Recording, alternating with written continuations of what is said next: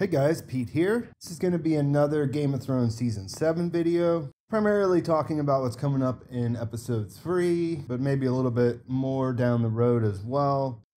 No real spoilers here at all. This is just speculation based on stuff I've been thinking about. So this should be fine for everyone. It's just going to talk about stuff we've already seen.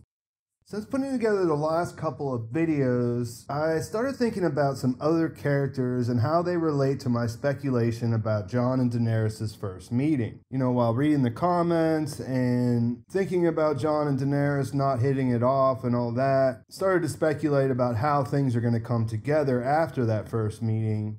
And it brought up something I hadn't really considered before. In Season 6, when Daenerys sends Jorah Mormont away, commanding him to find a cure for his Greyscale, it never really made a lot of sense to me. It was a fine scene, these two characters have a history and all of that's fine. It just seemed out of place in everything else that was going on at the time. And like I said, of course, Jorah is a character that we have all come to care about, but his place in the endgame story wasn't exactly clear at this point. After that, we've seen Daenerys leave Essos, and even her paramour, Daario Naharis, she left him behind without appearing to bat an eyelash about him. So why was Jorah getting, so important all of a sudden? After all, she had sent him away after learning about his betrayal, and until recently didn't want him anywhere near her. So in all that talk about Jon not bending the knee and how their causes are totally different, it made me think about Jorah and why he's still around. We know that he ended up at the Citadel in Old Town looking for a cure. He traveled a long way to get there. He's met Sam, who has very good reasons to want to help him. We've established those. Jorah's father was Jorah, and that was Sam's Lord Commander at the Wall, and he owes him for saving his life on more than one occasion. Real quick, not to get off track too much, but it should be mentioned that this is uncharted territory. Even if the books were ahead of the show, it wouldn't make a difference here because Jorah doesn't have or never had Greyscale in the source material. All the way around, he's quite a different character. And that's not really important, except for the fact that the Jorah we're following, Dan and Dave's version of Jorah, is still important enough that he seems to have a purpose in getting to the end game of the show. So important they had him receive a direct order from the Queen, who he not only serves, but who he loves in the most unrequited way imaginable. It's at the level of unconditional love at this point. He'll never be with her, and he knows it. But he will serve her and even give his life for her either way. We know this about him. Her cause is his cause, bottom line. Whatever she wants is whatever he wants. She's important to him. He's important to the showrunners, Dan and Dave. Curing him is important to Sam. But why is all of this important as a whole?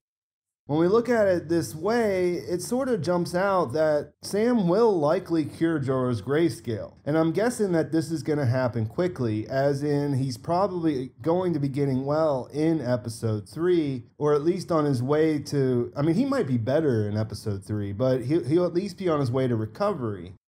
Why do I feel confident in that? Well, what else is he there for? And where will he go when he recovers? And that's the easiest question to answer. He's going to go to Dragonstone to show his Khaleesi that he's done what she's asked.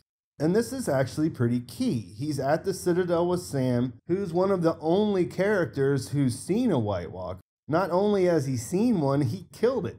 He is at the Citadel trying to learn how to beat the White Walkers and their army of whites. If he passes this information on to Jorah, which if you think about it, why wouldn't he? He's seen them more than once. He's basically one of the most educated people about what a threat they really are. So yeah, why wouldn't he tell Jorah all about this, especially in relation to Jorah's father? Then, later on down the road, Jorah arrives at Dragonstone, and he has a purpose beyond getting well. He doesn't just need to get well, he also needs to deliver this information. And that information could go a long way to reconcile the causes of Jon and Daenerys. Basically, if she trusts him again, he can play a large role in convincing her that what Jon is saying is in fact true. I'm sure some people out there have already come to this conclusion. Some of you guys probably did too, and the idea is probably out there. But this makes a whole lot of sense to me, and it's just something that I never really considered before.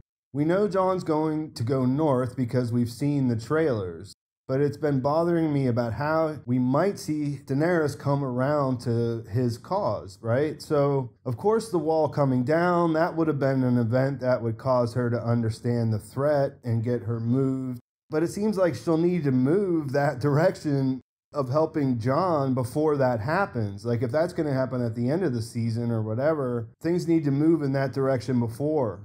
The idea that Jorah will be there to move this along just seems to work, right? So let me know what you guys think about that in the comments. And if you don't think that's why he's still around, then why is he around? As a side note, I guess it's possible that he might be the one who ends up wielding the Tarly Valyrian blade Heartsbane now that Jon has his family's blade Longclaw, and that's obviously Jon's now, and it's not going to go back to him. I mean, what would Jon Snow be without Longclaw at this point?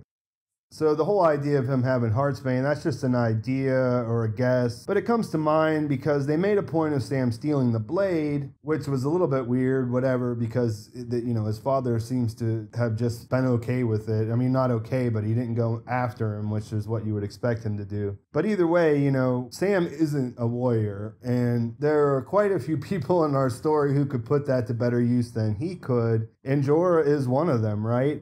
We know that Jorah is a skilled knight, and if nothing else, he's going to be important to Daenerys in the coming war for the Dawn in that regard, in that capacity.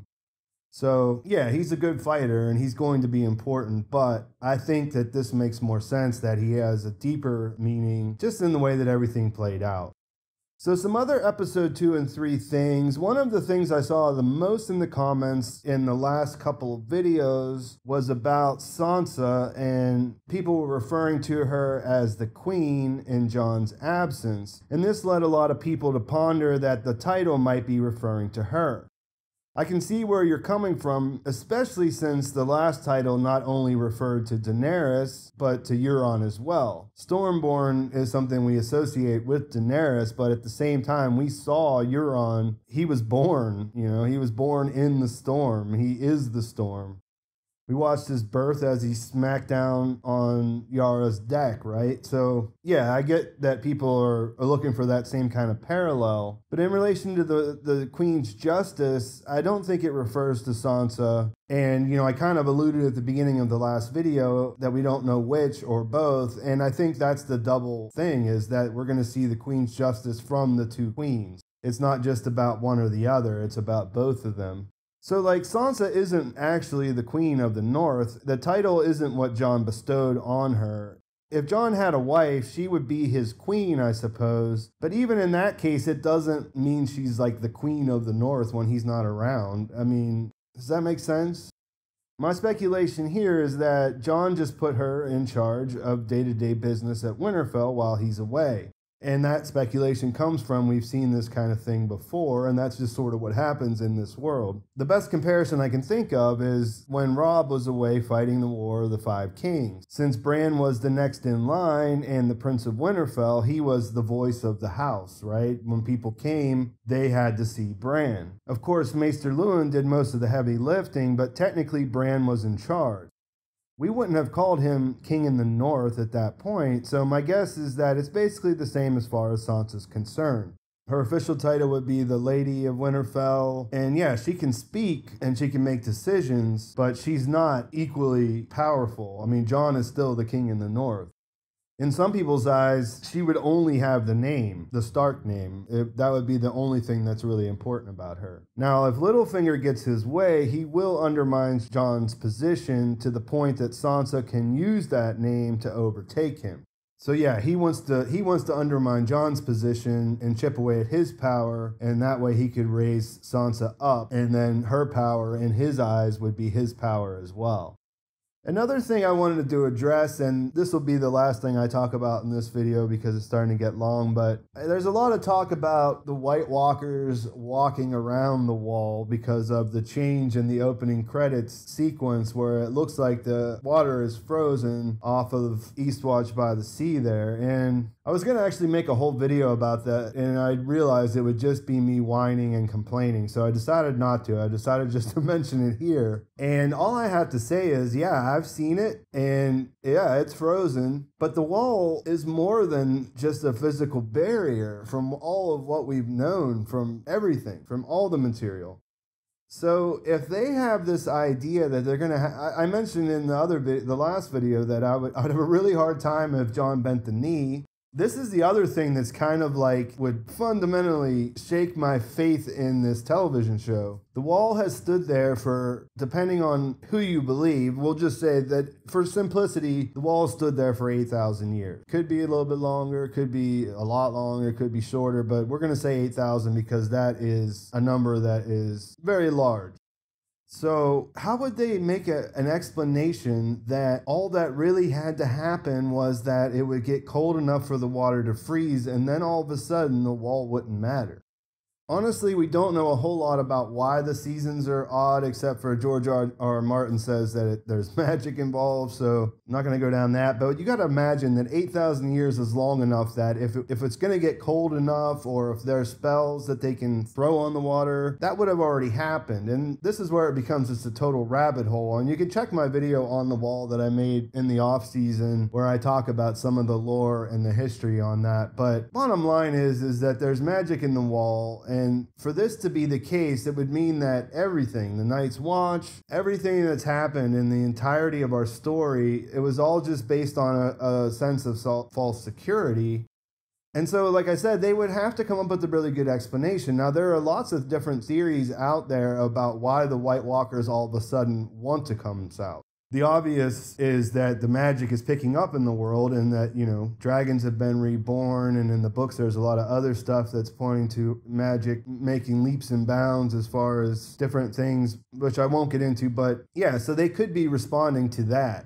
But at the same time, Aegon came to Westeros not that long ago in the history of things, and he had dragons. They didn't sidestep the wall when that happened. And like I said, there's more rabbit hole stuff here. The children, you know, what happened at the end of last season. They're not supposed to be able to go into that weirwood, and they did. And all of that's just, we don't have anything to compare that to because it's not in the books. But yeah, I really don't like the idea of them just being able to go around the wall. I wouldn't have any problem with it if it froze and that made it harder to defend the wall, things along those lines. But I feel like they have to figure out a way to make that wall fall in order for that to be a workable story. But we'll see how it plays out. So yeah, I rambled way longer than I wanted to on that, so I'll cut it off here. Please like this video if you enjoyed it, and please subscribe to my channel. I've been putting out quite a few Game of Thrones videos, and I'd love to hear your thoughts in the comments. Please follow me over on Twitter and on my other social media accounts, and thanks for watching. I'll talk to you soon.